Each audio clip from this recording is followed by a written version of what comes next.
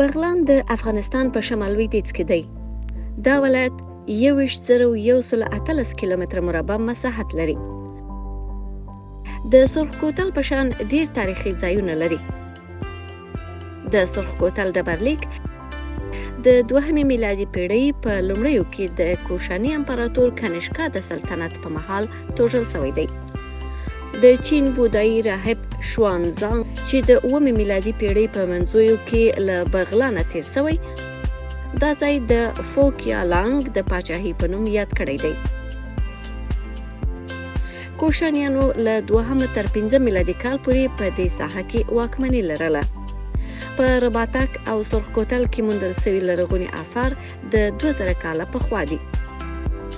بغلان ولایت په 1940 کې هغه مهال جوړ شو چې قطغن ولایت په څو برخو وویشل شو. ډیر کلونه یې مرکزي بغلانو، خو د دې لپاره چې د خلق حکومت د ولایت مرکز نسوای ساتلی، هغه یې پل خمري ته انتقال کړ چې لا هم پل خمري دی.